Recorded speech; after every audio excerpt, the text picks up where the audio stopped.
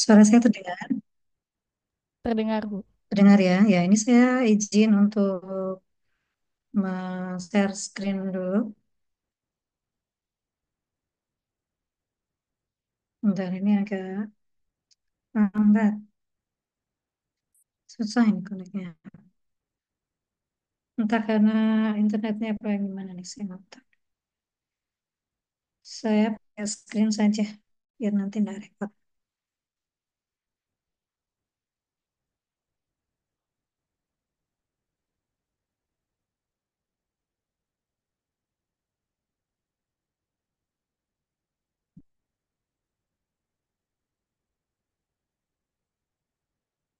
Sudah terlihat kah? Belum ya? Sudah, Ibu. Enggak, yang slideshow. Belum ya? Belum slideshow, Bu. Iya nih. Sudah? Sudah, Bu. Ya, ini agak lambat, maaf ya. Ini laptop saya udah dipakai dari tadi pagi ya. Ya, Bismillahirrahmanirrahim. Assalamualaikum warahmatullahi wabarakatuh. Kalau di tengah jalan, Waalaikumsalam. mm, ada yang terlewat atau tidak bisa mengikuti, silakan langsung interupsi ya. Kadang-kadang mungkin laptop saya yang error atau koneksinya atau saya bahkan yang terlempar, mohon nanti dikontak. Ya, saya mendapatkan tugas dari Mbak-Mbak asisten untuk menyampaikan berkaitan dengan SEM sebetulnya, Scanning Electron Microscopy. Nah, tapi ini saya kalau misalnya waktunya cukup, saya akan memberikan cukup materi atau cukup muatan berkenaan dengan mikroskop elektron ya. Karena memang mikroskop elektron ini ada beberapa, bahkan ada elektron mikroskop elektron spektroskopi begitu ya. Nah, tapi kita karena alat yang ada di gedung C itu elektron mikroskopi, maka kita fokusnya di mikroskop elektron terutama di scanning elektron mikroskopi atau SEM. Ya, kemudian ya untuk berkaitan dengan teknik mikroskopi sebetulnya bahasanya banyak ya. Cuman ini kita nggak akan ngomongin semua karena waktunya nggak cukup. Ya, jadi dari milestone mikroskopi ini biasanya dulu saya sampaikan di matkul S2 karena dulu matkul S2 ada teknik spektroskopi dan mikroskopi. Nah, sekarang kita akan menginjak langsung yang ada di belakang ini, yaitu elektron mikroskopi, terutama sekali scanning mikroskopi. Untuk SEM atau scanning elektron mikroskopi saya sampaikan di depan. Nanti kalau misalnya waktu yang masih ada, saya sambungkan sedikit dengan TEM ya. Nah, apa itu SEM? Berkali-kali tadi udah diungkap juga mungkin di modul atau di Mbak angkatan sudah pernah mendengar. SEM itu S-nya scanning, E-nya elektron, M-nya mikroskopi ya. Kursor saya bergerak kelihatan ya. Terlihat Ibu. Terlihat, Bu. Kasih responnya. Nah, ini merupakan salah satu teknik yang dipakai untuk pencitraan. Jadi untuk menghasilkan gambar. Nah, gambarnya ini memiliki resolusi tinggi. Kenapa dikatakan resolusi tinggi? Karena kalau misalnya Anda punya layar, monitor, TV, dan sebagainya, pikselnya banyak sama pikselnya dikit, itu kan lebih jelasan piksel banyak ya. Kalau misalnya pikselnya dikit, itu kan mungkin apa tuh namanya kalau luas gitu luasnya beda tapi jumlah pikselnya sama maka dia pasti ada beberapa titik atau sudut yang tidak tergambar dengan jelas. Nah, untuk yang scan electron microscopy dia bisa memberikan pencitraan resolusi tinggi karena dia bisa mengambil pixel atau apa tuh namanya bagian-bagian terkecil gambar itu satuannya atau resolusinya bisa sampai ke mikro atau nanometer gitu ya. Nah, apa yang dicitrakan di SEM? Nah, untuk SEM ini mencitrakan permukaan.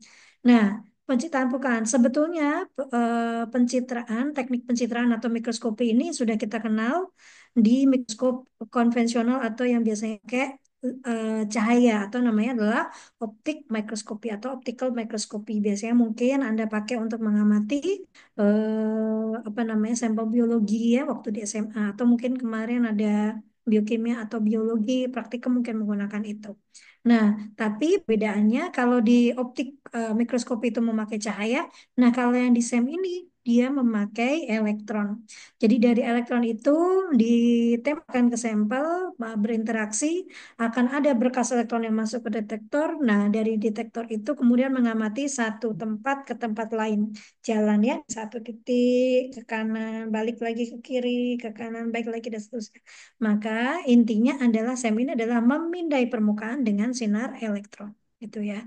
Nah, apa yang bisa diamati dengan SEM? Tidak hanya morfologi, tidak hanya topografi, tetapi juga ada beberapa analisis yang akan bisa kita lihat nanti. Nah, ada beberapa rekomendasi video di YouTube. Nah, ini mungkin hanya 4 ya dari sekian banyak, padahal masih banyak lagi ya. Nah, ini mungkin Anda bisa buka nanti, ini PT nanti akan saya share, ya, saya akan bagikan ke Mbak Asisten, bahasa mungkin kalau kalian. Nah, ini mungkin Anda akan dapatkan beberapa video terkait. Ya, perkembangan mikroskop elektron itu apa namanya, sangat masif ya sekarang ini. Jadi, bentuknya itu sekarang mungkin sudah banyak yang berbeda. Nah, misalnya adalah ini saya ambilkan dari video YouTube. Nah, ini saya pilihkan yang mirip ya, hampir mirip dengan yang di Gedung C. Nah, di UNS sendiri kita punya SEM itu di Gedung C, MIPA, dan juga di PUI Baterai. Nah, PU Baterai. Nah, di PU Baterai SEM-nya simple ya, nggak besar SEM ini. Jadi perkembangan SEM itu cepet ya, ada yang apa namanya modelnya seperti kayak begini. Kalau ini biasanya dia masih dia bagus vakumnya, tapi apa namanya em, model-model lama ya, apa, tetapi dia bisa memberikan pencitraan mungkin yang resolusinya lebih baik ya. Kalau misalnya vakumnya bagus, biasanya akselerasi voltasenya juga mau gede gitu. Nah, kalau yang benchtop, saya dapat link juga di YouTube dari PUI Baterai. Jadi PUI Baterai itu sudah membuat apa namanya pemakaian SEM-nya mereka. Udah diunggah di YouTube. Nanti kalian bisa mencari PUI Baterai gitu, SEM gitu, ketemu ya di YouTube. Nah itu apa SEM-nya nggak seperti ini. Nah ini, nah ini apa namanya ini saya pilihkan yang paling sesuai ya, maksudnya yang mendekati lah, mendekati dengan ini. Jadi di sini nanti akan harus dibuka dulu, ada pinnya juga beberapa macam ada yang sama itu. Nah, kita tidak akan melihat ini dulu, karena kalau saya putarkan video nanti mungkin koneknya belakangan ya. Nah, saya akan beri teorinya dulu, baru kemudian kita ke video. Nah, fundamental dari mikroskop elektron itu adalah menggunakan elektron, ya, menggunakan elektron. Nah, elektronnya diapakan? Elektronnya akan ditemukan kepada sampel. Jadi nanti akan terjadi interaksi elektron. Nah, di mikroskopi elektron kan tadi ada dua ya, ada scanning elektron mikroskopi dan ada transmission elektron mikroskopi. Ini sama-sama mikroskop elektron untuk memindai lokasi atau area dengan resolusi tinggi ya, tetapi prinsip keduanya berbeda. Nah, kalau secara resolusi ada sedikit perbedaan, tetapi mereka bisa mencapai nano, bisa mencapai mikro. Kalau transmission mikroskopi, dia lebih resolusinya jauh lebih tinggi. Tetapi tentu saja akselerasi elektronnya itu lebih tinggi juga. Nah, kita melihat di sini kalau di SEM ini 10 nano ya. Jadi kalau SEM ini kisaran di sini nih. Kalau optical dia di sini nih. Nah, kalau TEM dia agak jauh lebih ke kiri. Jadi lebihnya kecil. Resolusinya besar, maksudnya dia kecil tapi bagus gitu ya. Ya, resolusinya kecil bagus. Jadi lebih baik bagus ya. Nah, gitu. Kemudian interaksi.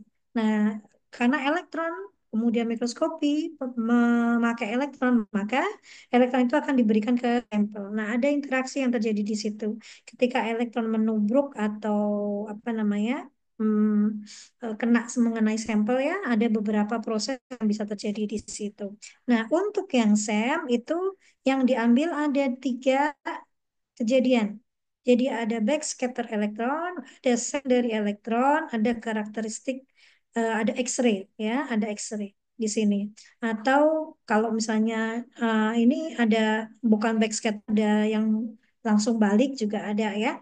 Nah, jadi untuk yang same yang diambil adalah yang di atas. Ada auger elektron ini bukan di SEM, ini ada di XPS. Kalau visible light itu proses dari setelah interaksi, ada eksitasi, kemudian dia balik lagi mengemisikan sesuatu gitu ya. Nah, kalau yang SEM itu, sedangkan yang TEM dia ada di bawah. Jadi prinsipnya adalah yang direct beam atau yang transmitted beam. Nah, atau yang diffracted beam tetapi di ya apa di bawah ya. Jadi ketika sinar atau elektron ada radiasi mengenai sampel akan terjadi interaksi. Bisa diabsorb, bisa juga dipantulkan. Nah, ketika elektron tadi memiliki akselerasi voltase yang sangat besar, maka dia ketika nubruk ya, bisa kalau di fisika ada tubuhkan lenting sempurna, ada tubuhkan lenting tidak sempurna dan sebagainya. Nah, masing-masing akan menghasilkan proses ini atau kembalian atau hasil proses yang ada yang menghasilkan backscatter elektron, secondary elektron dan sebagainya. Apa sih secondary elektron sama backscatter elektron gitu ya? Nah, nanti ada di video. Nah, secara prinsip beda sama elektron mikroskopi selain menggunakan selain pada elektron dan buat cahaya, kalau optik tadi pakai cahaya kan ya. Kalau yang elektron mikroskopi baik TEM maupun SEM pakai elektron, selain itu adalah pada lensanya. Keduanya mempunyai lensa, tetapi kalau yang di light source lensanya memakai kaca. Ya, memakai kaca, memakai gelas, sedangkan di elektron mikroskopi apa namanya lensanya atau yang dipakai untuk memfokuskan itu menggunakan medan magnet ya menggunakan medan magnet. Nah ini kalau kita ini adalah ada elektron source atau elektron gun di sini ada anoda. Jadi elektron source atau gun itu dia akan mengeluarkan elektron muatan negatif pasti akan menuju ke muatan positif ya. Kemudian ada celah di gitu, dia akan yang lolos, dia akan lurus apa ke bawah. Di dalam chamber tersebut vakum. Kenapa vakum? Karena kalau misalnya tidak vakum, elektronnya akan sampai kepada sampel, dia akan dulan-dulan dulu, jadi vakum. Kemudian elektronnya di-adjust fokusnya menggunakan lensa. Nah, kalau yang di SEM dia akan mengenai sampel ada di bawah. Tetapi kalau yang di TEM dia akan mengenai sampel di sini. Baru bayangan akan ditransmisikan ke sini, diproyeksikan di bawah, gitu ya. Nah, nah ini perbedaan secara umum. Ini ini cahayanya dan ini yang di sebelah kiri adalah mikroskop ya, elektron mikroskop. Jadi berdasarkan ini resolusinya hingga 1/6 ya. Nah, ini dan dia membutuhkan vakum, cooling system, pressure dan temperatur juga terkontrol karena me, karena ngopeni elektron. Kalau di cahaya mikroskop cahaya ini nggak ngopeni elektron, jadi mereka nggak butuh secara prinsip alatnya tidak membutuhkan vakum, tapi membutuhkan cahaya. Coba kita lihat dulu ke ke apa videonya ya, ke videonya.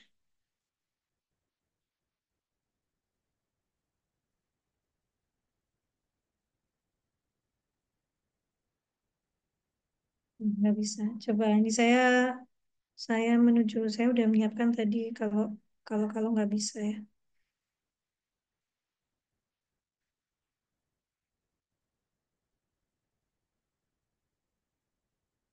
Kalau nggak bisa, ini videonya ini ya. Suara videonya kedengeran nggak?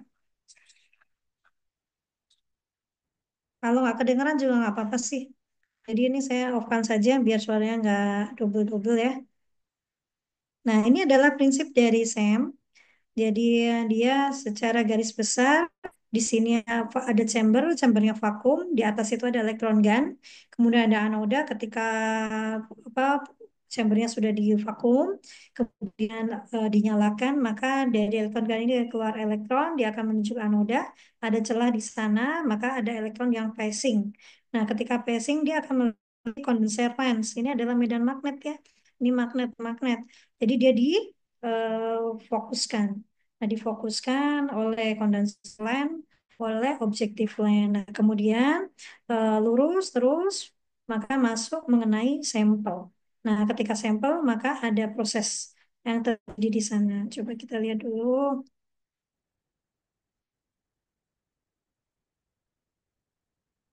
Mati. Oke.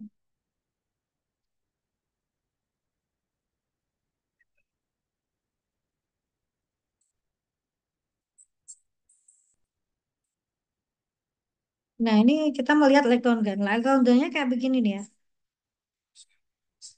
Jadi fermionic elektron gun ini sangat kecil sekali ya. Tetapi dia voltasenya bisa dibandingkan dengan koin ini sangat kecil sekali. Kok mati? Oh enggak.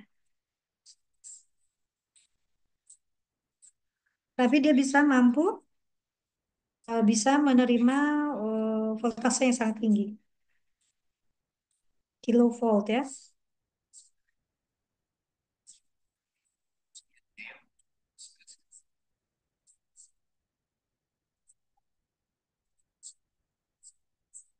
Ini sudah saya terangkan tadi.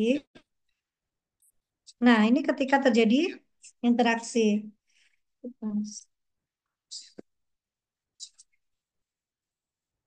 Yang merah ini adalah insiden elektron atau elektron yang datang ya. Ini adalah sampel ya. Ini sampel biologi atau sampel apapun ya. Maka ketika dia mengenai sampel, ada kejadian. Nah, ini misalnya sampelnya digambarkan sebagai atom-atom ya. Maka ketika ditembak dengan elektron, ada elektron yang balik ya, atau ada interaksi dengan materi, kemudian menghasilkan elektron. Nah, menghasilkan elektron yang baru itu dinamakan dengan secondary elektron. Secondary elektron itu kemudian ditangkap oleh detektor khusus secondary elektron yang ada di sini. Berapa banyaknya atau berapa elektron dikolek atau dikumpulkan di dalam elektroda ini, kemudian detektor ini akan ditransfer menuju pengolahan secara komputer dan akan menghasilkan informasi setiap pixelnya ya di setiap titiknya. Nah, ada yang tidak menghasilkan elektron baru atau secondary elektron, tetapi dia menghasilkan backscatter elektron. Jadi langsung. Jadi Se ini adalah secondary elektron yang dihasilkan dari kulit ini ya. Sedangkan ini adalah backscatter elektron yang dihasilkan dari kulit yang lebih dalam. Dan ini adalah X-ray yang dihasilkan dari lebih jauh dalam lagi. Kalau dari sini ke sini ini mungkin 1 mikronan ya. Kalau yang di sini ini mungkin ya 10 atau apa ratusan nano ya. Kalau yang paling atas 1 nano, oh itu adalah auger elektron yang akan ditangkap oleh XPS. Tidak kita bicarakan di sini. Jadi itu. Nah, backscatter elektron dan Se ini bisa atau secondary elektron bisa dimanfaatkan di SEM. Jadi nanti ada pencitraan dengan menggunakan secondary elektron dan ada pencitraan menggunakan backscatter elektron. Nah, ketika dia scanning, nah, dia jalan ya satu pixel gitu, kemudian masuk ke komputer. Nah, di scan, maka kalau kita men-scannya pada area ini, nanti kita akan dapatkan informasi di area ini. Itu secara garis besar. Ya, ini penjelasan ininya ya. Nah, jadi ini kalau dilihat nanti ini ada dari atas itu elektron, ini adalah sample stage. Kemudian ini adalah detektor secondary elektron. Di mana detektor backscatter elektron yang ada di sini? Karena backscatter elektron itu biasanya dia langsung ya di apa ditembakkan, kemudian dia akan backscatter langsung dari dia tuh langsung apa namanya balik gitu. Maka elektronnya ada di sini apa namanya koelektroda atau detektornya. Kalau di sini ya untuk secondary elektron. Kita lihat yang video kedua. Langsung saja ya. Nah, ini ini agak-agak lama ya Sam-nya. Nah, tapi prinsipnya bagus ini. Saya ini kan.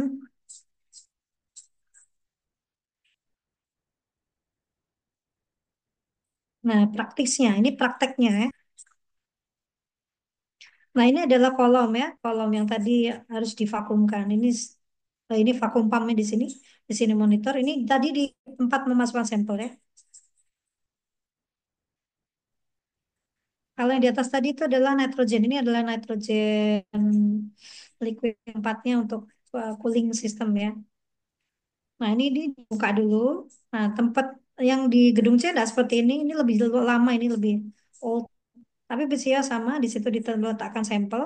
Nah, kalau sampelnya itu powder, maka di sampel state itu kita bisa menggunakan carbon tape ya, atau isolasi tapi dari karbon. Kenapa dipilih carbon tape? karena karbon tape itu konduktif. Jadi ketika Anda bisa bayangkan kalau ini di sampel, kemudian kan tadi kan ada interaksi dengan elektronnya. Sampel itu ditembak dengan elektron. Kalau dia sampelnya ini tidak nyambung dengan sampel state, Anda lihat sendiri di sini ada sampel state dari metal, maka kan harus metal karena elektron yang diterima itu nanti harus dialirkan kembali ya, alirkan kembali sehingga tidak discharge di situ, tidak ngumpul di situ. Nah, maka kalau sampelnya powder, maka di atas sampel stage ini harus dikasih isolasi yang bisa bersifat konduktif. Nah, salah satunya adalah karbon tape itu. Nah, kemudian sampelnya bisa ditaruh di atas karbon tape ya, kemudian ditaruh di atas sampel state besar ini. Nah, selain itu, preparasi sampel setelah apa ditaruh di karbon tape, Anda punya tempat kecil, kemudian ada mungkin di sini bisa saya gambarkan nggak bisa ya. Mungkin ada tempat kecil, kemudian dikasih isolasi karbon tadi, kemudian dikasih sampel. Nah, setelahnya kalau sampel Anda itu tidak konduktif, maka direkomendasikan sekali untuk di coating. Nah, di coating bisa pakai aurum atau apa namanya emas ya di coating aurum. Gedung C juga punya apa namanya coaternya itu sudah beli ya sebelumnya belum ada tapi sekarang sudah ada. Nah itu di coating beberapa saat kemudian dia permukaannya akan tercoating oleh AU. Nah apa fungsinya ini? Kalau SEM kita perlu coating. Kenapa? Karena yang akan kita ambil adalah pencitraan atau morfologi atau topografinya. Jadi apa, coating tipis itu tidak akan berpengaruh pada apa namanya hasil yang diambil karena morfologi ketip apa tipis ya jadi morfologinya tidak berubah kecuali di apa namanya kalau di coating itu mungkin akan terdeteksi di EDX nanti ya jadi ada aurumnya. Nah, tapi diingat-ingat saja bahwa apa memakai coating aurum sehingga kalau hasilnya ada aurum, ada AU, maka itu tidak masalah ya. Kita tinggal bilang bahwa sebelumnya di coating dengan AU. Nah, ini teknisnya. Kemudian setelah itu, ini sampelnya bisa macam-macam ya, tergantung dari apa yang kita punya. Nah, ini bisa macam-macam. Ini kalau kita partikelnya nano ya kita pakai nano. Cuma rekomendasinya kalau powder itu harus ditempel ya. Karena apa? Karena dia ada dalam itu nanti harus vakum. Vakum kalau dia tidak lekat maka dia kabur ya apa dan akan merusak vakum sistem dari chambernya. Kemudian ini dihidupkan. Nah, tadi ada voltase dan sebagainya. Monitor dihidupkan. Kemudian ada apa menghidupkan semuanya beberapa. Dan kemudian setting ini kameranya apa namanya? Eh, sampelnya sudah masuk ya. Kemudian setting jarak antara sampel dengan elektron tadi ya. Ininya, ujungnya tadi ya, peace hole-nya tadi. Nah, dengan mengadjust condenser lens dan objective lens. Mengambil posisi mana yang akan diinikan ya mbaknya ini bergerak-gerak ya, menggerak-gerakkan posisi strip mana ini akan terkoneksi dengan yang dalam chamber sehingga tempat sampel itu tadi akan berputar atau bagaimana ya. Nah, kemudian akan di zoom. Nah, jadi bentuknya seperti itu. Macam seperti mikroskop optik, tetapi yang dipakai di sini adalah elektron. Kalau elektron maka resolusinya bisa kecil ya sehingga ininya bagus apa namanya detail dari gambarnya bagus karena secara panjang gelombang juga berbeda.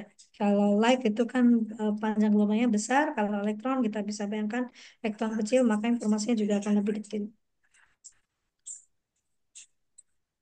Nah, prinsipnya, nah secara prinsip ini di dalam kolom ya. Nah, ini di vakum, high vakum. Syarat apa kenapa harus vakum agar nanti elektron itu tidak apa dia bisa gampang untuk diakselerasi. Ini adalah specimen stage atau sampel atau wadah dari sampel. Nah, ini adalah sampelnya ya. Nah, ini adalah elektron gun. Elektron gun bisa thermionic cathode, misalnya dia adalah tungsten. Kenapa dipilih tungsten? Karena tungsten itu memiliki suhu lebur yang sangat tinggi, paling tinggi di antara elemen lain. Nah, di sini ada anode. Nah, di tengahnya bang ya. Yang sesuatu yang negatif dia akan pasti yang ke positif. Maka yang lewati bolong dia akan bablas ke bawah ya, akan terus ke bawah. Nah, kalau ke bawah kan dia pasti akan melebar. Maka perlu difokuskan agar apa namanya akselerasinya juga bagus menggunakan lensa.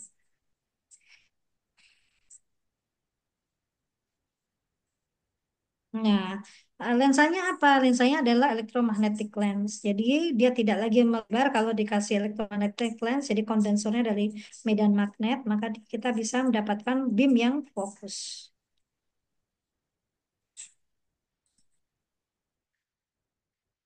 Nah, ini juga bisa electromagnetic deflection. Nah, kemudian di dalamnya ini ada sel dari elektron detector yang tadi yang saya ceritakan untuk bertugas menangkap secondary elektron sekunder untuk dipakai untuk pencitraan.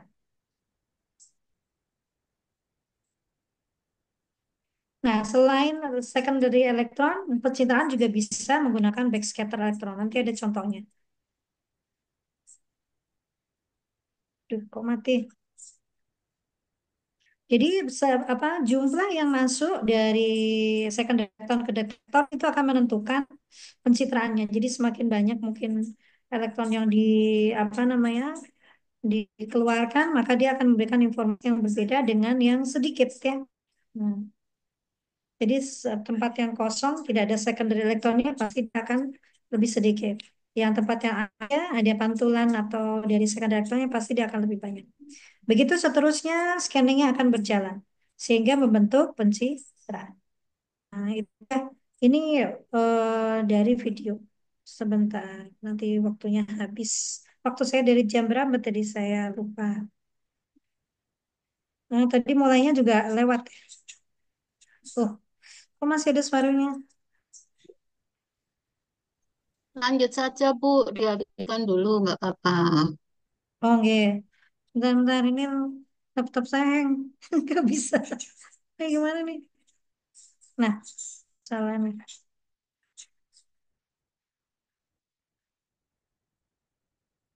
Nah, hmm. Nah, ini yang berikutnya adalah analisis elektron ya. Analisis elektron ini juga bisa digunakan.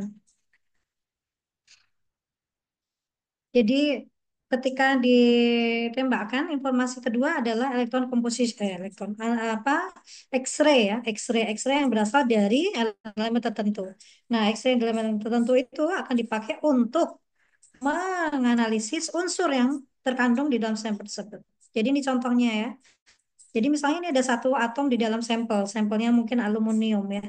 Maka kemudian ketika ada elektron, ini primer elektron yang berasal dari elektron ganta di menubur, ada elektron dari K sel kulit K itu ya keluar, ini keluar.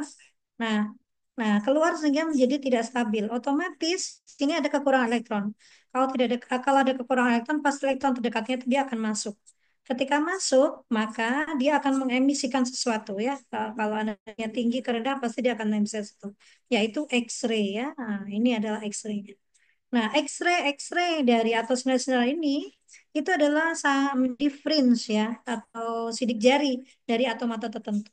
Nah, itu kemudian akan ditangkap oleh detektor X-ray, kemudian akan berdasarkan pada kalkulasi ini energi berapa, maka kemudian apa dari user ya, nah ini detektornya user akan mendapatkan number atau kuantitatif ya, berapa elemen yang terkandung di dalamnya, apa elemennya dan berapa elemennya. Ini yang kemudian kita namai dengan EDX ya, atau Electron Dispersive X-ray atau EDS, spektroskopi S-nya. Nah, ini. Jadi ini spektranya ya. Ini kalau tadi ini ada AU ya, padahal tadi elemennya nggak ada AU. Nah, ini berarti dia menggunakan coating AU. Nah, kalau ini hanya penggunaan software ya. Kalau kita tahu sampelnya, kita mendeteksi bahwa sampel kita apa memiliki CU AGAU, maka kita bisa masukkan di situ.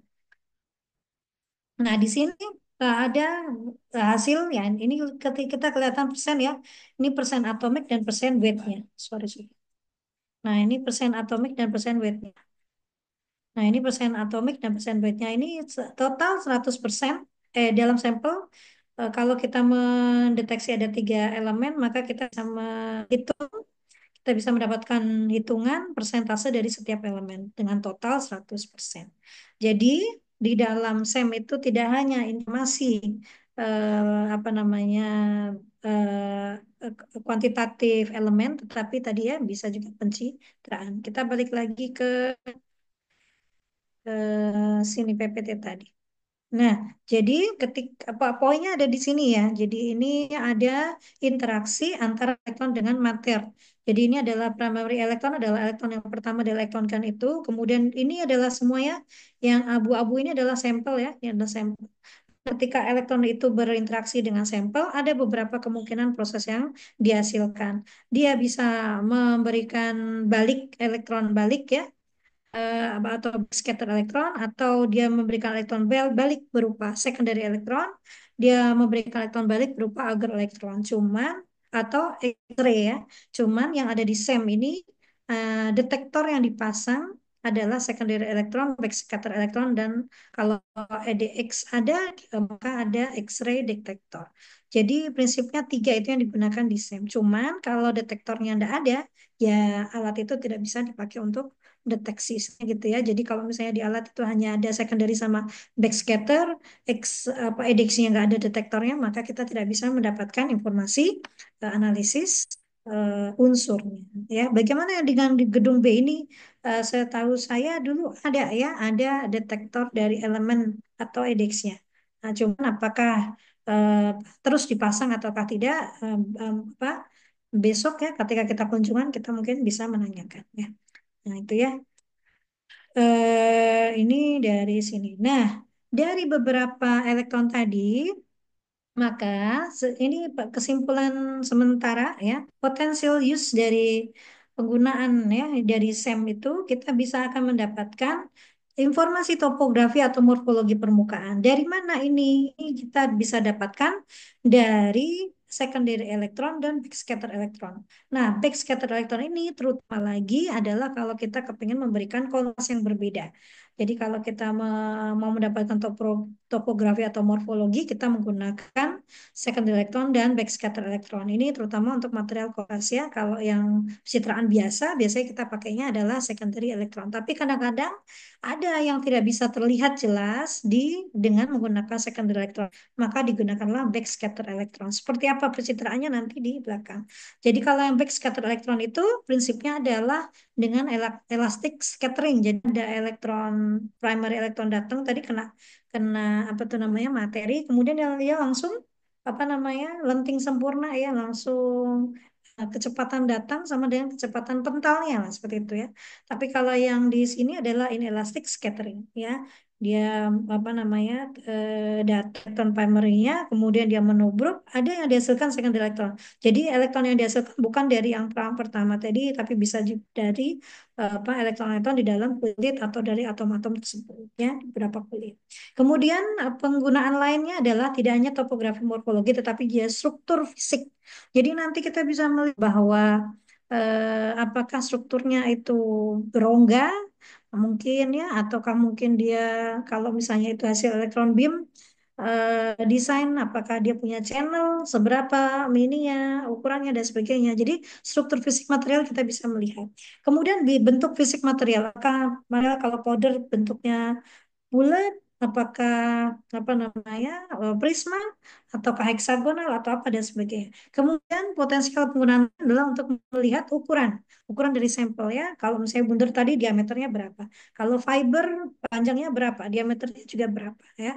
Dan bisa juga untuk mendapatkan komposisi material, komposisi elemen atau komposisi unsur yang tadi ada di video. Kemudian yang berikut adalah informasi berkenaan dengan kristal. Apa saja misalnya arah tumbuh kristal. Kemudian yang kedua bidang kristalnya. Kemudian yang ketiga bisa jadi sistem kristalnya. Jadi dari XRD kemarin kita sudah mendapatkan informasi di XRD kita bisa tahu dong ya, bidang kristalnya, sistem kristalnya. Nah itu kita bisa matchkan dengan apa yang kita lihat di tadi apa SEM ya. Ini untuk beberapa sistem kristal tertentu ya. Kalau sistem kristalnya apa namanya rodo amov gitu campuran mungkin nggak akan terlihat. Kemudian jarak antar bidang lattice spacing, tetapi ini khususnya adalah untuk yang di tem, jarak antar bidang di tem ya. Tapi kalau untuk yang di sem nggak kelihatan ya, paling hanya ukuran grain ininya saja. Nah, coba kita melihat contoh ya. Nah, ini adalah contoh pengambilan gambar dengan sem. Nah, ini dia ada pertumbuhan. Jadi misalnya ini ZN itu kan dia punya potensi untuk tumbuh seperti heksagonal misalnya ya. Misal ya, meskipun ini bukan heksagonal. Nah, dia bisa 3D structure, satu dimensi atau dua dimensi dan sebagainya. Nah, ini misal ada gambar Sam, nah dia tumbuhnya kayak arah jarum gitu, tapi jarum mungkin agak lebih berstruktur ya, berstruktur. Dia kayak piramid begitu di atasnya. Kalau dari sini mungkin nggak kelihatan. Jadi kalau saya gambarkan garisnya mungkin bisa nggak kelihatan. Saya pakai merah. Nah ini ada kayak gini. Nah ini sama gini. Ya. Nah ini juga ya. Ini gini, gini sama gini. Garis yang di belakangnya ada satu lagi. Nah ini. Nah ada piramid bentuknya. Nah kalau kita melihat ini sebagai sumbu X, di sini Y dan di sini Z. Nah di sini ada bidang ya. Ini kan saya tadi apa gambarkan kan begini nih. Nah, Nah, di sini ini bidang ya. Nah, bidang. Maka bidang A ini, kalau di sini ini adalah nol. Kalau yang di strukturnya anorganik mungkin masih ingat nol nol nol ya. Maka dia bidang ini nih, bidang ini kalau misalnya disebut dengan bidang A, maka bidang ini nih akan mengarah pada atau bidang ini adalah bidang satu satu satu. Karena apa? Karena ini miring ya. Kalau misalnya ini saya eh, nolnya saya representasikan di sini nih atau di sebentar. Saya gambarkan ya, dari nolnya ini saya representasikan di sini nih. Nah, ini dia miringnya di sini. Jadi macam kayak,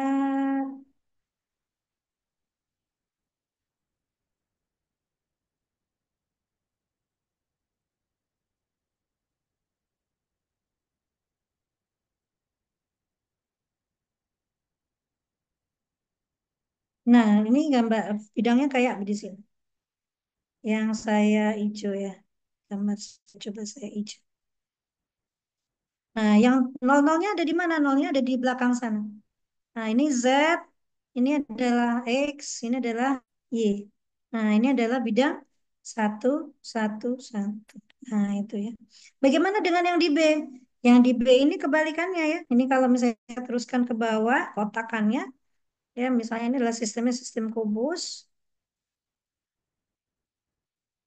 Nah, maka bidang yang B ini kebalikannya ya. Saya bawakan biru, coba.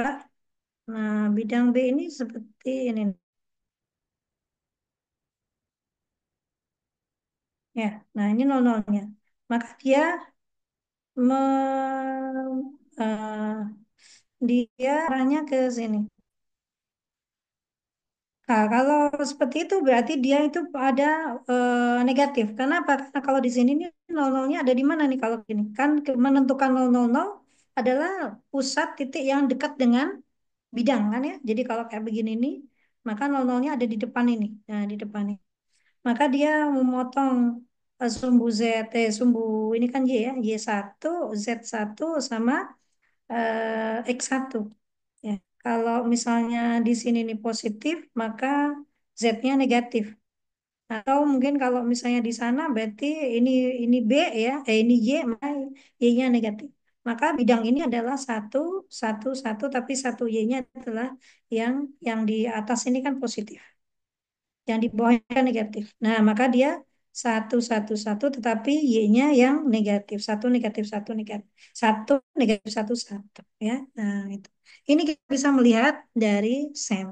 Jadi itu ya. Jadi kalau misalnya kebetulan struktur yang kita punya atau apa partikel yang kita punya struktur yang unik ya, yang tidak hanya amorf, tidak hanya bulat-bulat gitu. Kemudian berikutnya lagi, oh ini enggak tadi hapuskah? Hmm, ya. Contoh lagi adalah kita bisa mendapatkan informasi histogram. Mana histogram? Histogram tuh yang di sini ya. Ini ada particle size versus jumlah partikel atau frekuensi. Yang di sini adalah thickness dari nanosip versus jumlah partikel atau frekuensi. Jadi kalau di sini Anda bisa melihat ini nanometer dari 5 sampai 40. Dominasi ada di sekitar 20 sampai 25 ya. Kalau kita melihat dari distribusi normalnya ini. Ini persepsinya pakai distribusi normal, jadi 20 sampai 25.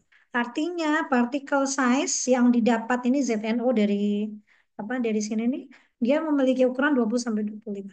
Nah, kalau yang di sini ini dia apa apa namanya suggestionnya, saran dia atau kesimpulan dia melihat ini sebagai nanosit. Nah, nanositnya karena ini dilihat dari samping, dia melihat di ketebalan. Nah, kalau dari sini saya distribusi normal, dominasinya ada di 25 sampai 30 ya nanometer ketebalannya. Kalau di sini ada informasi dari EDX ya. Jadi kalau dari EDX ini di sini ada Zn, di sini ada O, ada Zn. Tetapi di sini ada elemen lain. Nah, ini maka yang mengetahui adalah yang membuat sampel. Dari mana elemen lain itu ya? Kita harus bisa menjelaskan. Ya. Nah, kalau yang di sini ini ada dari tem. Ini dari tem. Tadi saya hanya ingin menambahkan bahwa bisa melihat dari lattice spacing itu kalau kita menggunakan tem. Sekaligus kita bisa lihat dari difraksi. Ini adalah bidang 010, 100. Kita bisa matchkan dengan data XRD sebelumnya yang dibahas atau yang diperoleh dari pertemuan sebelumnya. Kemudian contoh lagi, bisa ada. Tank. Contoh lagi adalah, nah ini ada X ya. Nah, atau ini adalah ada dua gambar.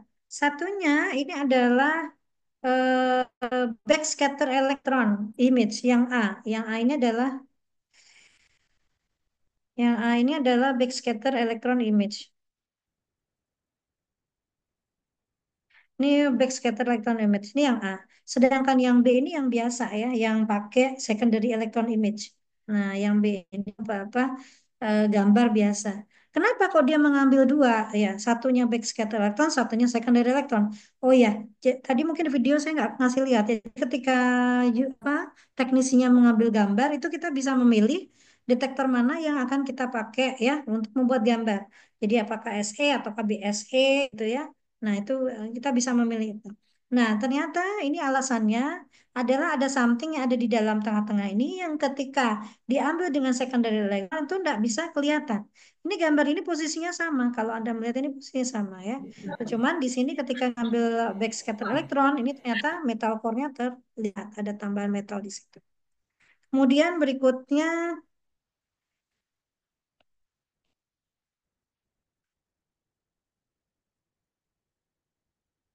nah materi tambahan tem. Tuh, waktu saya udah habis kah? Kalau tem itu intinya adalah yang diteruskan ya. Diteruskan di sini. Jadi yang diteruskan di sini.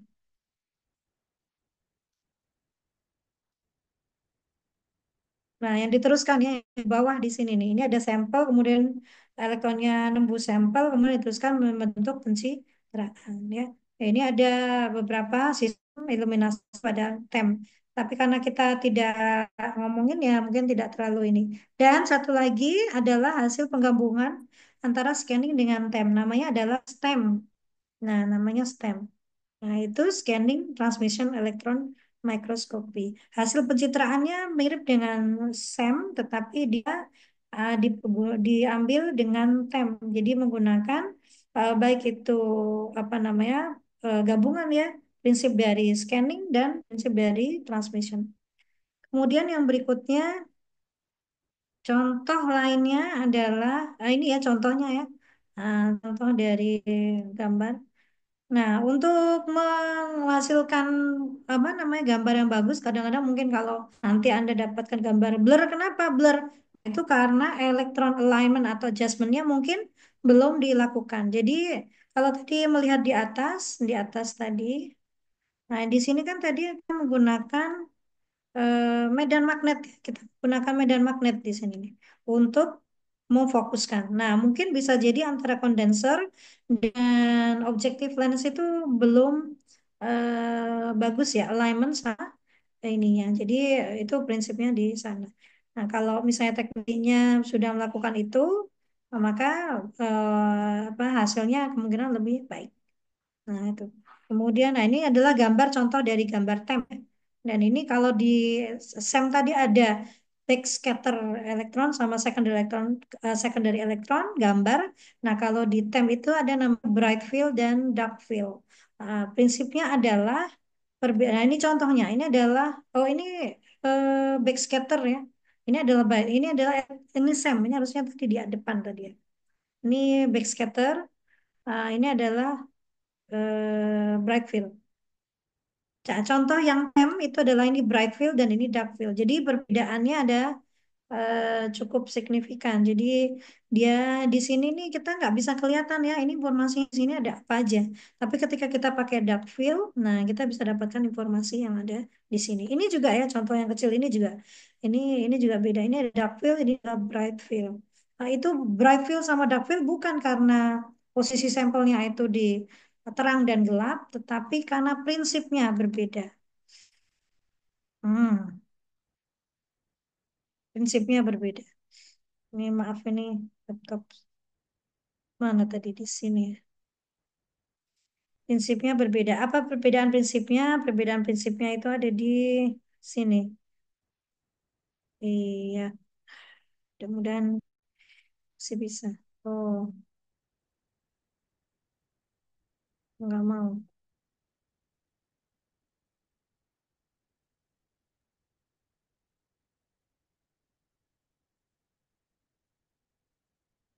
Nah, perbedaannya di sini. Jadi ketika berhasil, maka beam yang dari atas ya dari objective lens apa condenser lens itu yang memang yang fokus ya yang ada di optic axis. Nah, optic axis maka akan didapatkan bright field. Tapi kalau misalnya kita mau mengambil jadi yang ada di sini ini yang lebih utama ya reflection patternnya nanti ada dapat di sini. Tapi kalau misalnya yang dark field maka kita mengambil gambar tidak menggunakan beam yang dari optic axis tetapi yang di sebelahnya. Jadi ketika mengfokuskan beam itu kan ada yang kan lewat celah ya, ada aperture gitu, aperture ya. Nah, yang tidak lewat celah ya tidak akan membentuk bayangan kan ya.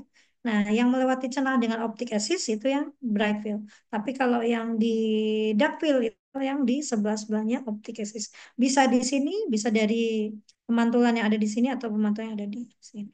Jadi prinsipnya itu. Nah, berikutnya yang di tem kita menghasilkan mapping EDX. Nah, itu ya mungkin ya summary-nya mikroskop kita bisa pakai optical microscopy dan juga electron microscopy dan kemudian fungsinya banyak sekali tidak hanya imaging tetapi juga chemical analysis dan struktur. Nah, gitu. Nah, ke depannya implementasi lebih lanjut elektron mikroskopi ini bisa juga kita untuk kita gunakan manipulasi atom atau molekul kalau misalnya kita berikan pengakuan ya ada sekarang kita pakai untuk mengamati bagaimana sampel itu ketika dipanaskan secara lokal. Nah, gitu kita bisa manipulasi atom atom molekul tapi secara lokal ya, localize ya. Atau kita pakai juga elektron untuk elektron beam, litografi dan sebagainya. Lebih jauh lagi potensinya kita bisa pakai untuk spektroskopi ya, untuk melihat bagaimana respon sampel ketika diperlakukan pada kondisi tertentu. Nah, itu mungkin yang bisa saya sampaikan. Mohon maaf mungkin agak lebar. Saya kembalikan ke Alaya. Terima kasih. Baik. Terima kasih, Bu, atas penyampaian materinya. Mungkin apakah ada yang ingin ditanyakan mengenai Iya, boleh instrumentasi silakan. SEM-nya?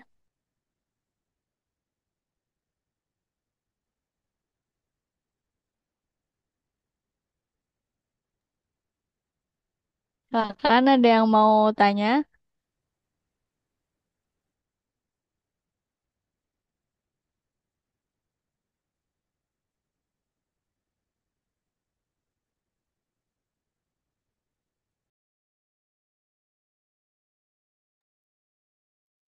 Nah, ini nanti resumnya besok ikut dikumpulkan bareng pretestnya ya di lab C.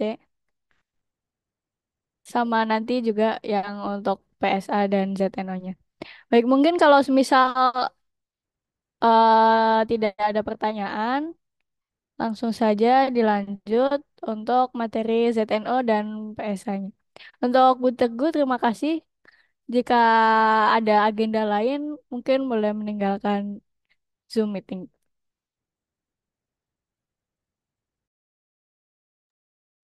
Untuk selanjutnya, monggo dari Prof. Sayekti, silahkan.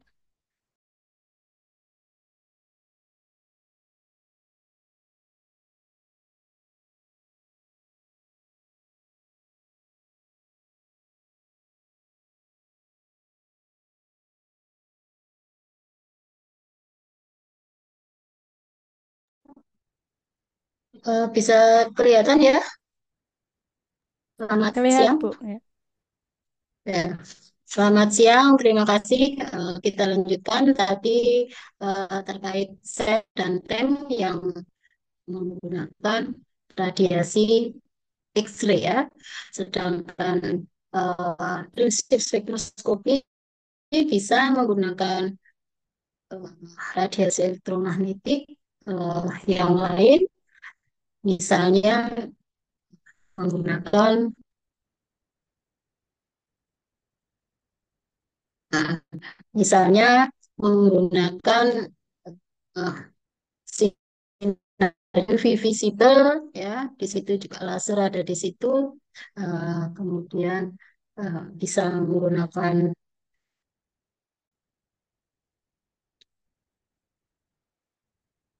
yang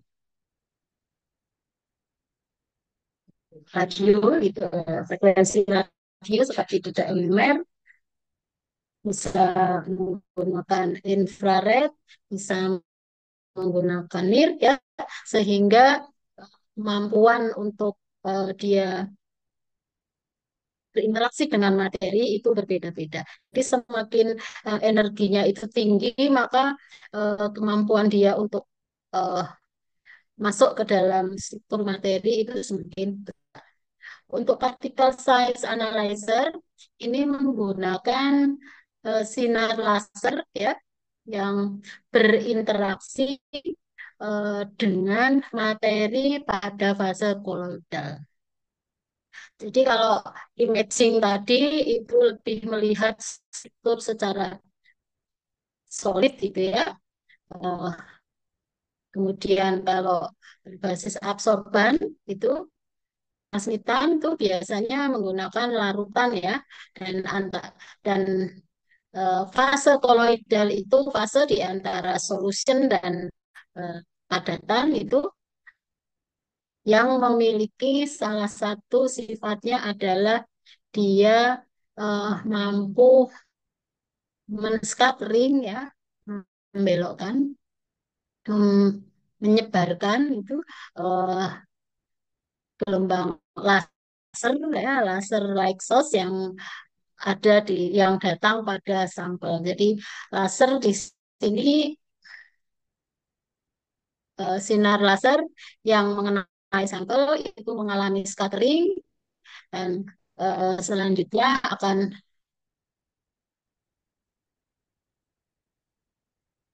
akan memberikan informasi terkait distribusi particle size versus intensity sebagai data primer.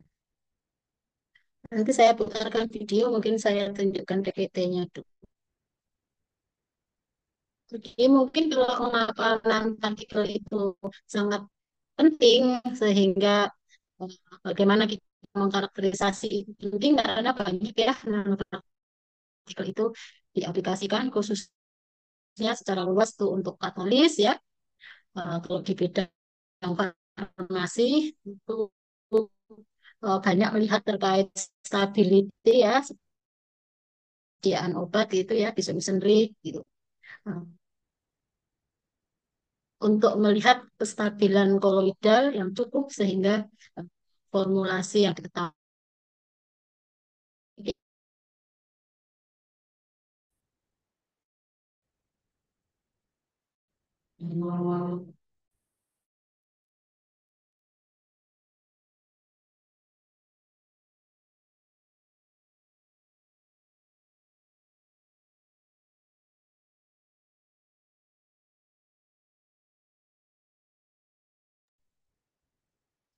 Apakah eh, suara saya terputus-putus? Enggak.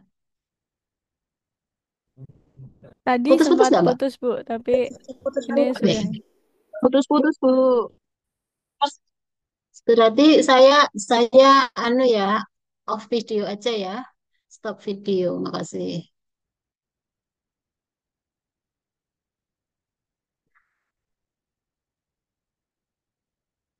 Jadi kalau kita lihat tadi sudah diterangkan kaitannya mikroskopi, di mana letak eh, PSA atau Dynamic Light Scattering. Jadi PSA itu singkat Particle Size Analyzer, itu alat yang digunakan untuk menganalisis ukuran partikel, sering juga disebut DLS, singkatan dari Dynamic Light Scattering. Karena prinsip alat ini adalah cahaya yang di-scattering secara dinamis yang menghasilkan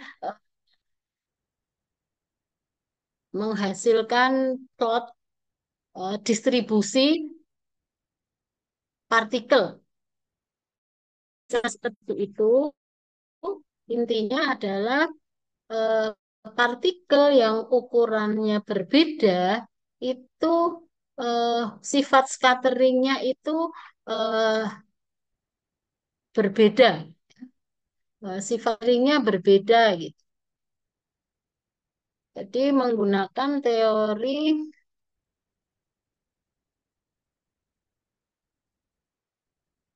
saya yang nggak perlu-perlu mungkin nggak saya pakai ya. Jadi menggunakan dua teori yaitu teori relik dan teori Mi. Intinya adalah bila mana cahaya itu datang karena dia sifat sebagai koloid, maka dia akan dihamburkan ke segala arah gitu ya, akan dihamburkan ke segala arah,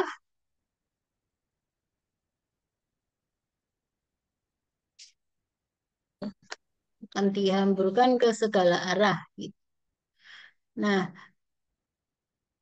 ini diaplikasikan untuk eh, small particle atau molekul yang diameternya itu less sepersepuluhnya dari sinar laser yang dipakai. Jadi kalau kita eh, sinar lasernya itu helium neon yaitu 633 nanometer, maka eh, dia applicable sampai dengan sekitar 60 nanometer ya, kurang itu ya. Eh, dan apa yang terjadi bila mana laser itu mengenai sampel di sini, maka ada eh, ini sudut sangat rendah ya, jumlahnya relatif sedikit, yang ray tadi relatif sedikit, kemudian yang dipantulkan pada membentuk sudut 90 derajat dari laser yang datang, dan ada yang pada sudut tinggi yaitu sekitar ini ya secara teori. Nah, yang diteruskan adalah yang membentuk sudut rendah ini adalah yang ukurannya kecil ya, dan semakin dia ukuran dari yang menscatter eh, partikel-partikel dalam koloidal itu ukurannya meningkat, maka dia mampu jadi dia mampu menscattering pada sudut yang tinggi pada 173. Nah, sehingga karena ukuran partikel itu bervariasi dan ada pada ring daerah 50 sampai 100, 100 sampai 200, mungkin 500 dan daerah seribuan, maka eh, karakteristik dari sampel dengan ukuran yang berbeda akan memberikan eh, pola pola dari akan menghasilkan intensitas atau pola intensitas yang berbeda untuk karakteristik sampel yang berbeda. Ya, oke. Semakin ukurannya itu besar, itu secara teori itu polarity plotnya itu besar gitu ya. Jadi yang kecil itu yang hijau, kemudian kemudian yang paling besar yang plotnya merah gitu ya, secara teori. Saya skip ya. Jadi ada beberapa ukuran yang ada pada koloidal dan eh, pada alat ini menganggap bahwa partikel itu eh, sebagai eh, bulat ya, bulat apa benda, nah, bola gitu ya, sebagai bola itu ya yang eh, memiliki DH atau hidrodinamik diameter ya, memiliki hidrodinamik diameter. Mengapa hidro? Karena dia ada dalam fase koloidal.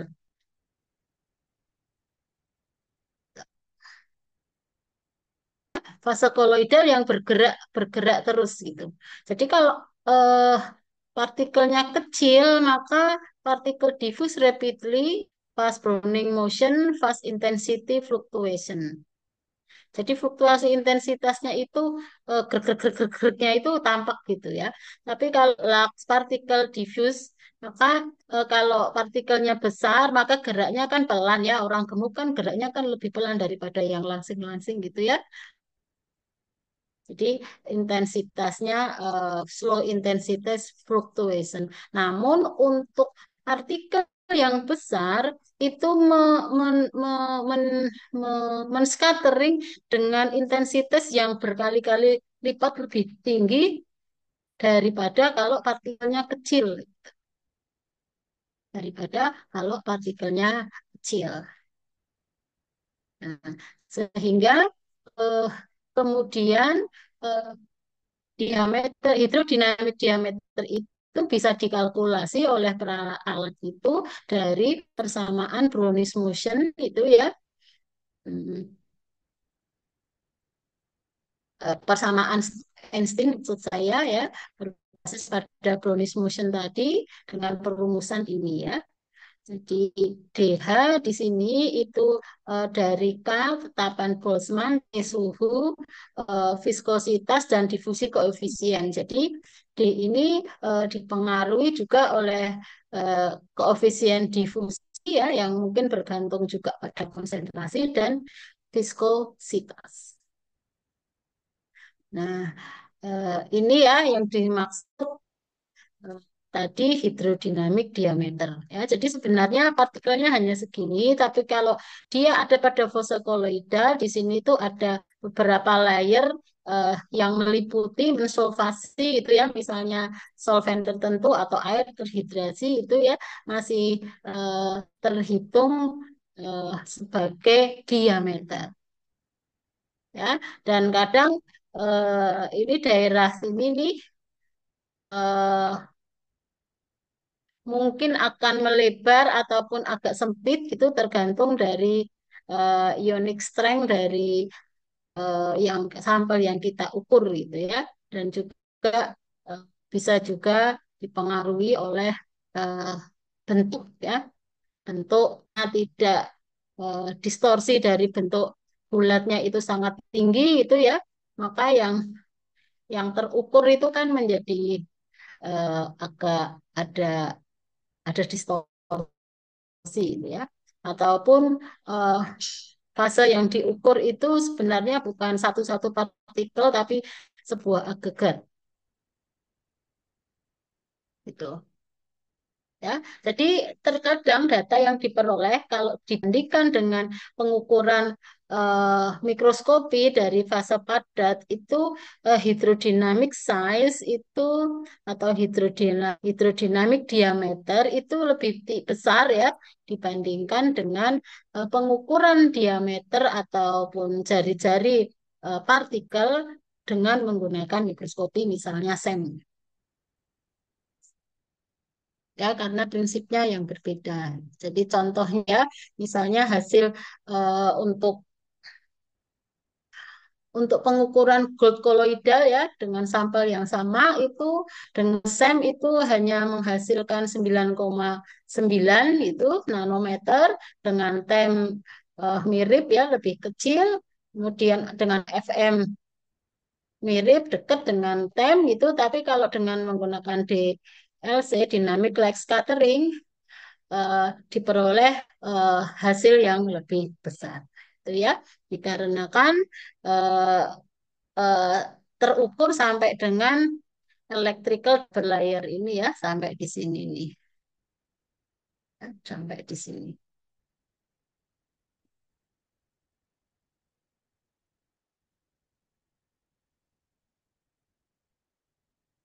Oke. Nah, bagaimana selanjutnya interaksi dari sampel dengan laser? Jadi eh, laser mengenai sampel, kemudian ada photon counting device eh, yang memplot antara setiap waktu dengan intensity dari eh, yang diperoleh karena interaksi dari partikel-partikel pada koloida dengan laser ya. Jadi ini diperoleh plotnya seperti ini. Jadi ini ada yang lebih fluktuatif itu menandakan eh, kayak sampelnya itu banyak partikel yang ukurannya lebih kecil ya. Kalau ini lebih smooth itu eh, menunjukkan riset yang ukurannya lebih besar ya. Masuk ke dalam korelator gitu. Nah, jadi seperti ini. Lanjut pada menit-menit selanjutnya terus bergerak ya secara dinamis gitu ya. Akhirnya diperoleh plot seperti ini. Kemudian eh, plot ini kemudian disebut correlation function ya. Kemudian akan di algoritma ya akan diplot ulang menggunakan software yang sudah ada di LS menghasilkan distribusi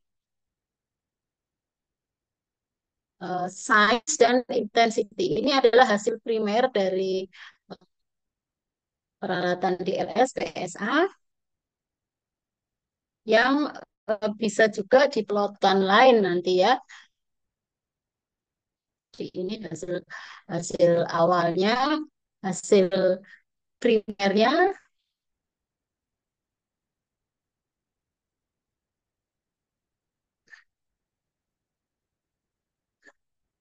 Nah, selanjutnya bisa diplot hmm, menjadi itu yang hasil primer ini namanya by intensity ya, distribusi by intensity. Kemudian eh, by intensity ini jadi diameter versus intensity itu bisa dirubah oleh alat langsung diperoleh by volume. Jadi kalau ini adalah intensity dari eh, yang berukuran sini adalah intensitinya sekian. Jadi secara langsung belum bisa eh, menunjukkan jumlah. Berapa jumlahnya? Intensitinya harus dapat. Jadi bisa di ini intensity setara dengan D pangkat 6 gitu.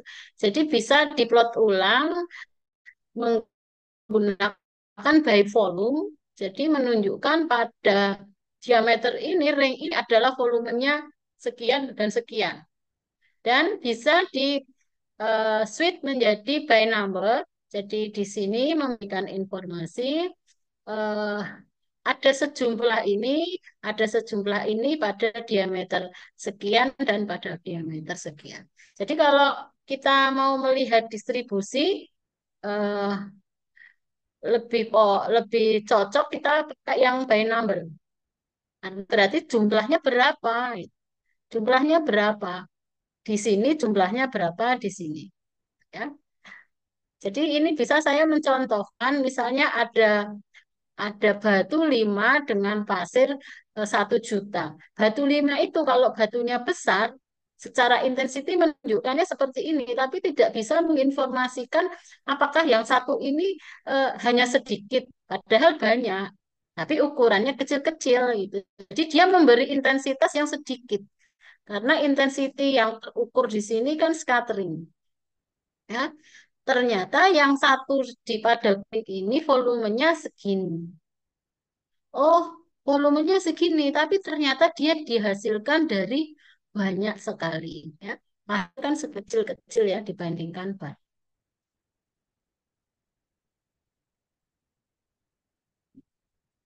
Nah, gitu. Jadi kalau eh, kita yang sampel yang kita ukur itu variasinya tinggi, sing kecil ada yang gede gitu ya, tidak homogen gitu, ditunjukkan dari alat dengan nilai polydisperse index yang besar. Jadi ini nah artinya polydisperse, tidak homogen, ya. Nah, nanti alat akan memberitahu ya bahwa hasilnya itu nanti akan tergolong jelek atau bagus itu, nilai DI-nya juga akan diinformasikan oleh alat, ya. Oke, saya ulangi. Jadi di alat akan memberikan intensity size distribution yang pertama. Ini contohnya ya.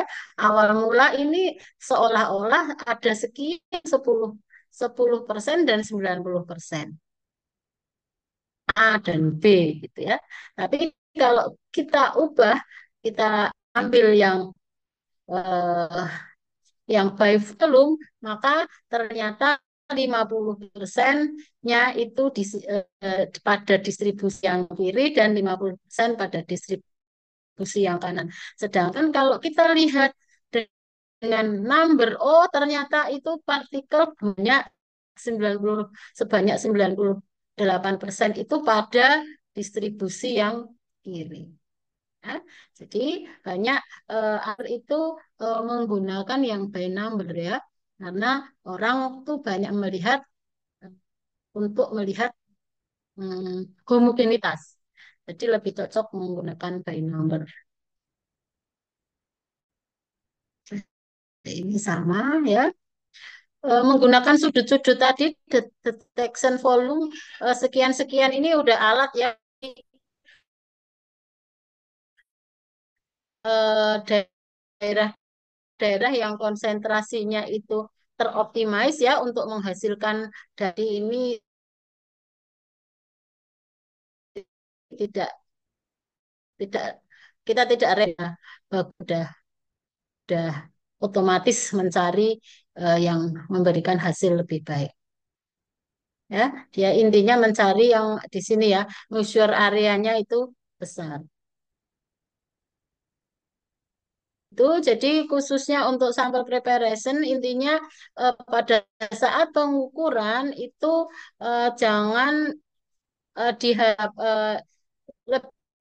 semestinya seharusnya diperoleh masih pelarutnya itu tidak mengalami pengendapan, pengurangan konsentrasi. Jadi pada saat diukur ini partikel-partikelnya udah turun. Jadi pada saat 5 menit, 10 menit, 30 menit sudah beda.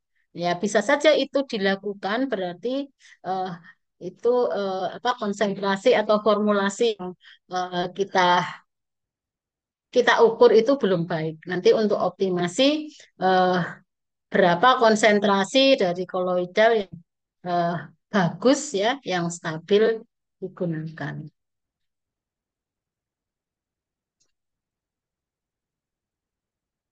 Itu ya. Nah, ini mungkin menunjukkan ya ketergantungan viskositas ya. Nah, jadi viskositas yang beda itu kadang memberikan nilai distribusi yang eh, berubah gitu ya. Ini datanya seperti ini. Kemudian ini sampel eh, pengaruh konsentrasi. Jadi kalau konsentrasinya terlalu besar, maka masing-masing ini bisa bergandengan ya, sehingga mengecoh ya dari ukurannya. Biasanya misalnya kita mendapatkan distribusi sebelah kiri sudah bagus, tapi ada ekor yang di sebelah kanan ada distribusi lagi yang di sebelah kanan banget ya, misalnya di sini ya, sehingga kita bisa menerka terjadinya agglomeration. Jadi kebanyakan orang menghindari hal seperti itu. Ini juga contoh ya. By intensity, by volume, by number ya. Ternyata kalau kita melihat by number, oh ternyata distribusinya ada di sini semua. Di sini hanya satu dua ya, secara distribusi mungkin dibandingkan berjuta itu jadi tidak terlihat.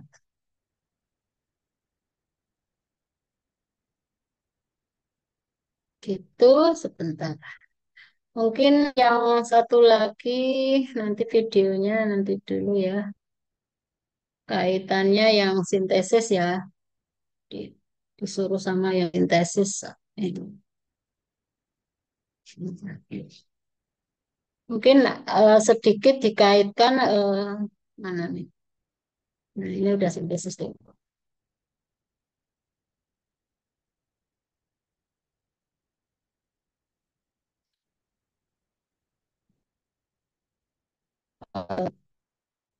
Radiasi TO2.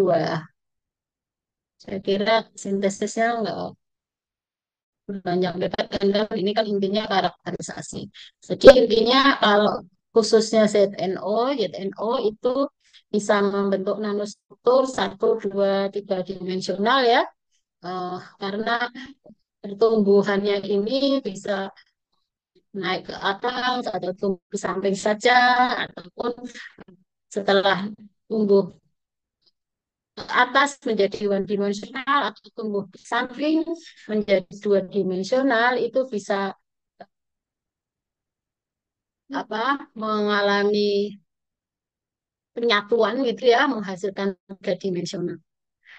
Jadi kalau yang materi kemarin dengan menggunakan XRD itu sebenarnya juga bisa ya diestimasi crystalline size itu ya. Sehingga dengan perumusan scalar kita bisa melihat secara perhitungan XRD itu kita menghasilkan crystalline size. Kemudian juga tadi Bu Teguh sudah menerangkan kaitannya TEM dan SEM ya. Itu juga bisa melihat distribusi partikel. Ada juga ya pakai imaji gitu ya. Kalau mahasiswa tuh bisa melihat distribusinya. Menggunakan PSA, misalnya ini contoh dari mahasiswa saya yang sudah lulus sintesis ZNO nanot itu ya.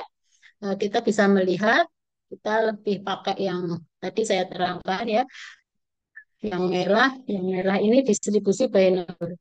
Jadi dengan alat DLS atau PSA ini kita bisa melihat oh dia ada di sini nih ya ukurannya ya by number ya ZNO1, ZNO2 dan ZNO3. Jadi yang diperoleh distribusi untuk alat ini ya.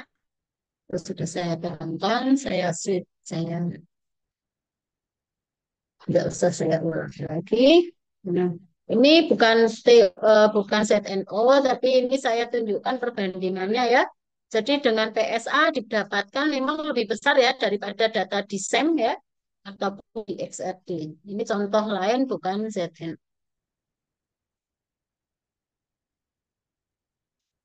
Jadi kalau memperbandingkan SEM dan PSA, itu kalau SEM tadi adalah menyapu permukaan sampel dengan elektron dan mendeteksi sinyal pantulannya. Kalau TEM itu elektron diteruskan melalui sampel ultra tipis, sedangkan PSA itu mengukur hamburan cahaya scattering oleh partikel dalam suspensi atau koloidal. Kalau yang ada di UPT Lab itu yang udara tidak bisa ya sementara. Jadi outputnya untuk PSA khususnya adalah distribusi ukuran partikel dalam bentuk grafik ya, by volume atau by number. Itu range-nya ya nano ya, 1 nano sampai beberapa mili. Jadi memang kelebihannya kalau PSA itu cepat ya, data distribusi langsung cocok untuk statistik banyak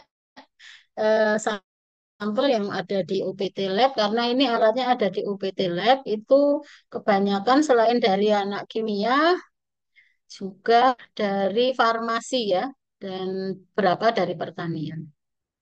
Tapi memang ini tidak memberikan informasi terkait morfologi ya.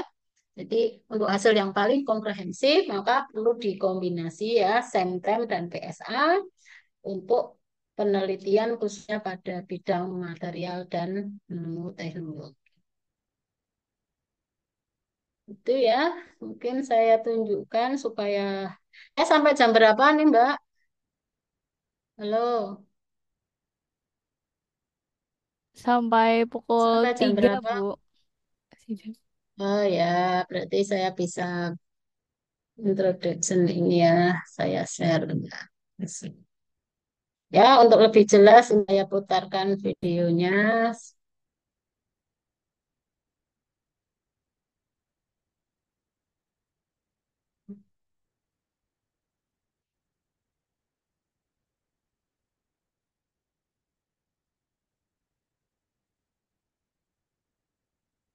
Sebentar saya setting dulu suaranya biar ada. Selesai.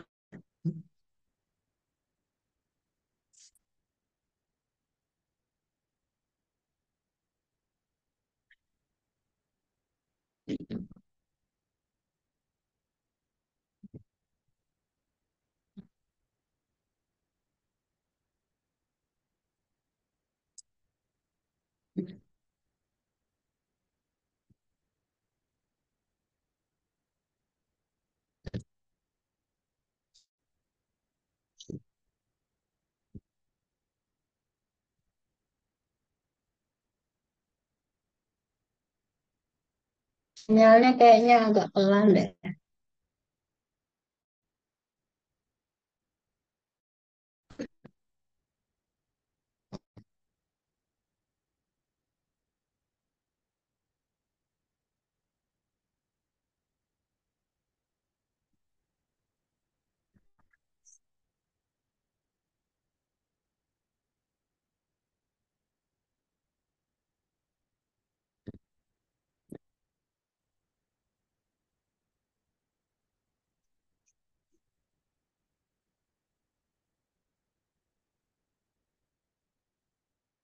Dynamic light scattering, DLS.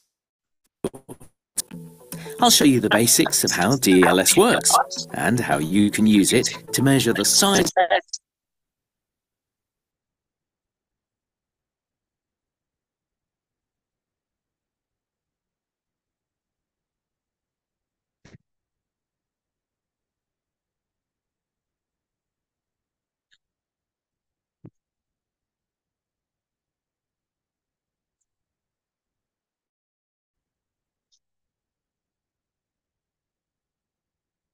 Sebentar, nggak kuat. Sebentar, saya ulang sekali lagi kalau nggak bisa ya saya kasih. Nanti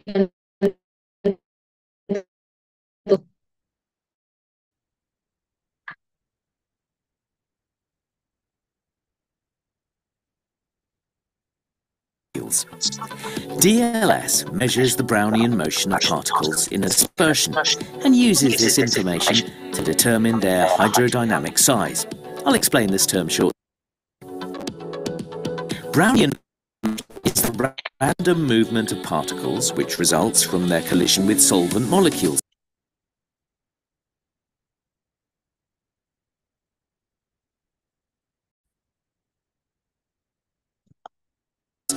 such as water. Smaller particles move or diffuse more quickly, and larger particles diffuse more slowly.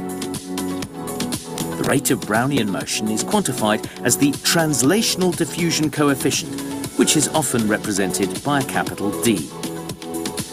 The hydrodynamic size measured by DLS is defined as the size of a sphere that diffuses at the same rate as the particle being measured. This sphere comprises the core particle plus anything which is bound to its surface, for example, any ions or absorbed polymers. So, how do we measure diffusion rates using DLS? Let's take a look. Imagine we illuminate particles with a laser. They'll scatter some of the light that hits them.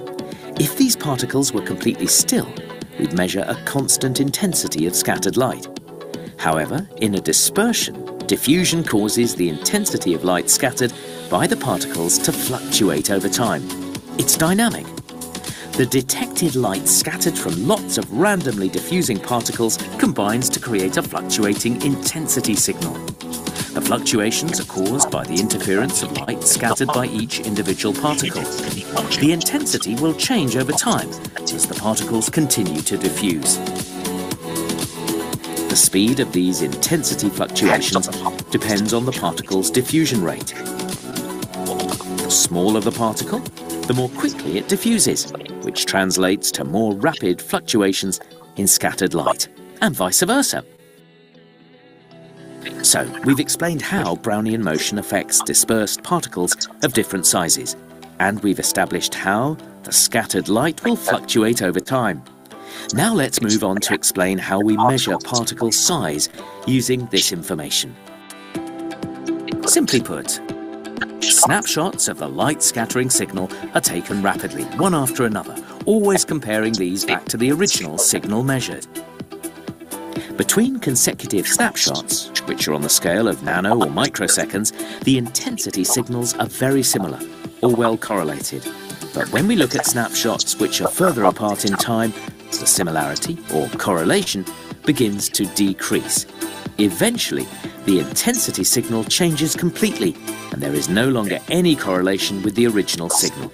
This process is called autocorrelation. The larger the particles being measured, the more slowly they diffuse, and the longer it takes for a complete loss of the correlation signal. For small particles which undergo rapid diffusion, the correlation of the signal will decay rapidly. So, how do we use this information to calculate the particle's hydrodynamic size? The autocorrelation function we've created enables us to extract the translational diffusion coefficients, which I mentioned earlier. These values are used in the Stokes-Einstein equation to obtain our size information. Variables such as solvent viscosity and temperature need to be known because they'll affect the particle's diffusion rate. Using DLS, we can quickly measure the size of all the particles in a sample. The size distribution measured is shown in this graph as an intensity distribution. This is the prime result, and it shows the intensity of scattered light from each size population present in the sample. These results can also be converted into a volume or number size distribution if needed. DLS, as used in Malvern Panalytical's Zetasizer range, can measure particle size distributions, ranging from less than a nanometer up to several microns in size. It's a rapid and non-invasive technique which is extremely versatile and used in thousands of applications. For example, DLS is used to help characterize and optimize the pigments used in paints, dyes and inks.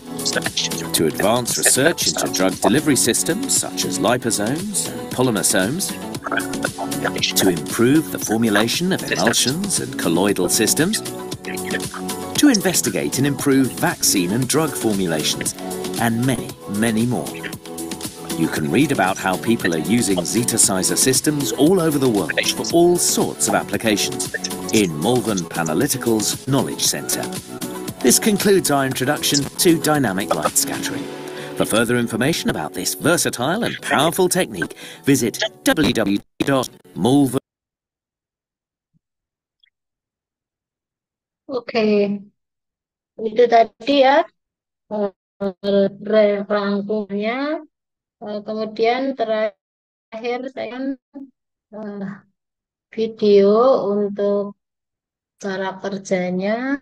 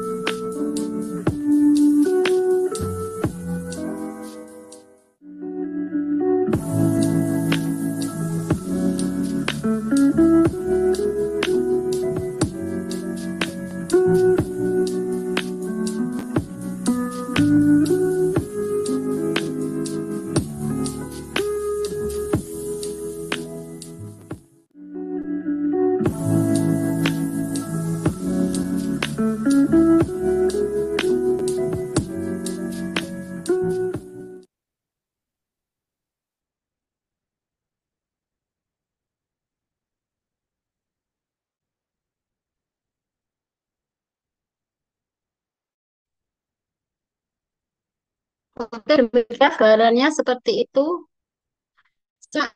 Mengujinya itu mirip-mirip dengan kita menguji ya.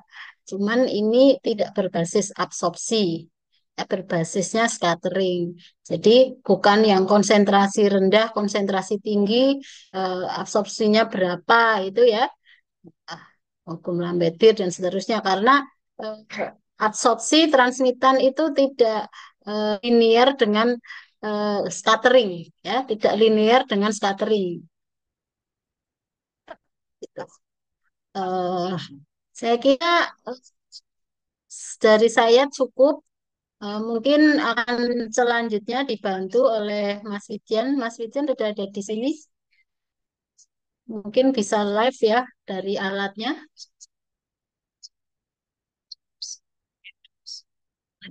Ya Bu, bentar. Silakan Mas Widian.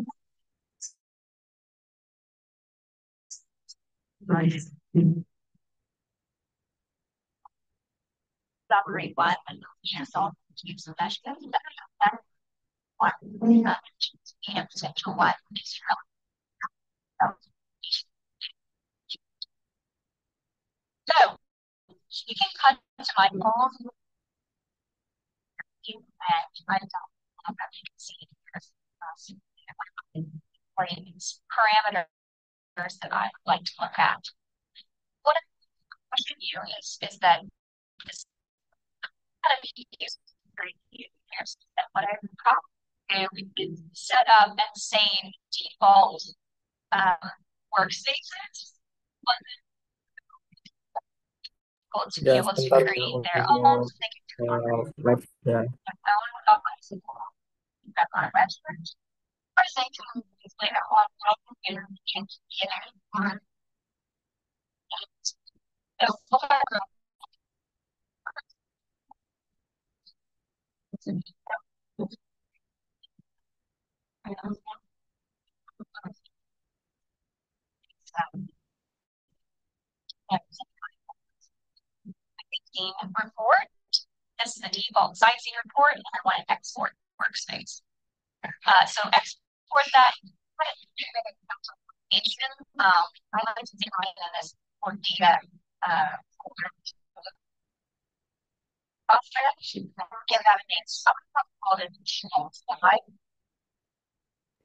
Ya, jadi ini untuk alat dari PSA-nya. Ini ada di UPT Terpadu untuk PSA merek Maven. Jadi ya lebih seperti ini.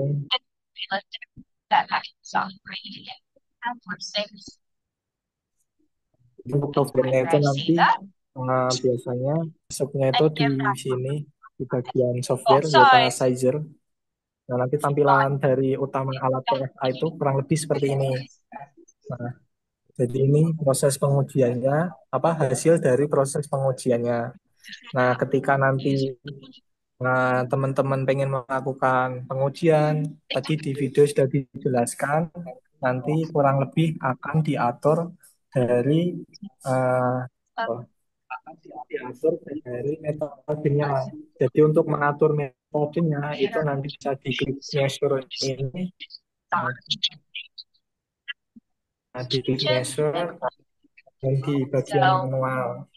Nah, ini untuk metode yang akan diisikan Cek. di sampel-sampelnya itu apa, nah, ini apa.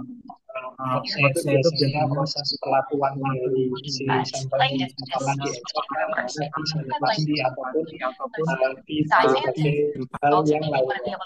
Nah, kemudian yang sangat penting itu biasanya yang ini yang sering terlihat penting itu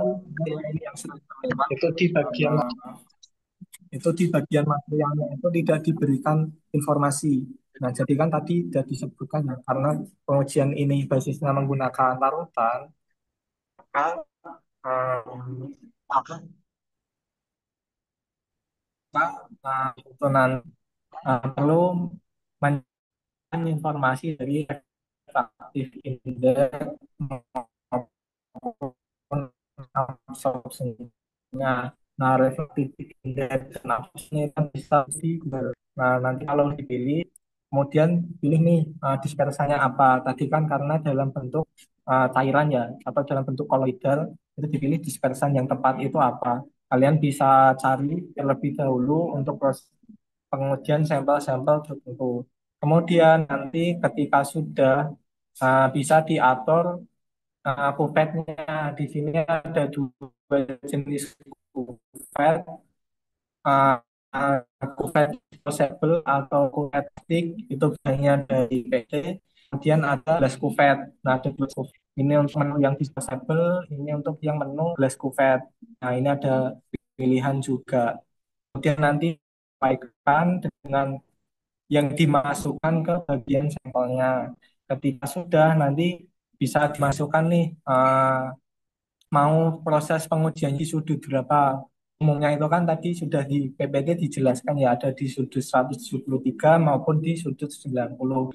Cuman umumnya yang digunakan itu di sudut 173. Dan, settingnya itu number of measurement atau uh,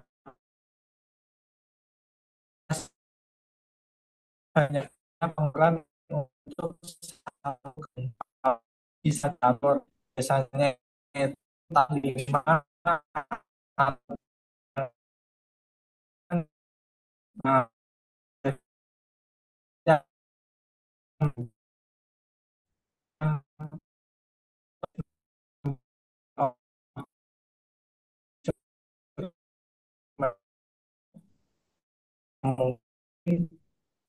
mungkin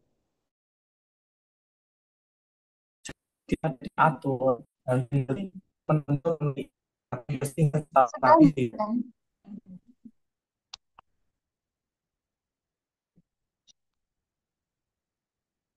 Silakan saya kembalikan ke asisten kalau ada pertanyaan.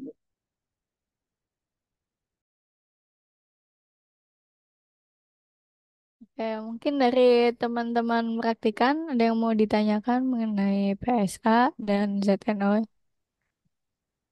Ini mumpung ada operatornya, jadi langsung ditanya aja kalau ada yang bingung.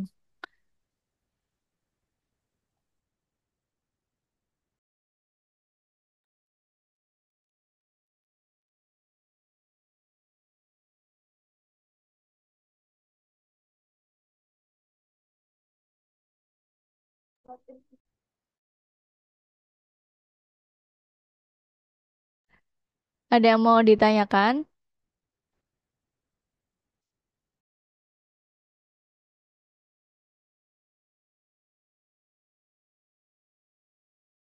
Belum ada, Mbak. Oke, belum ada. Ya udah, mungkin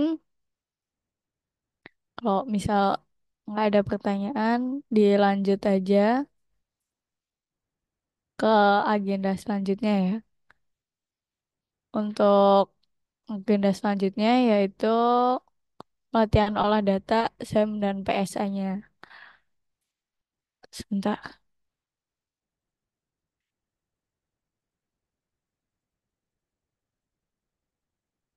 Ya, silakan itu breakout room-nya sudah saya buka. Silakan join sesuai dengan kelompoknya masing-masing ya.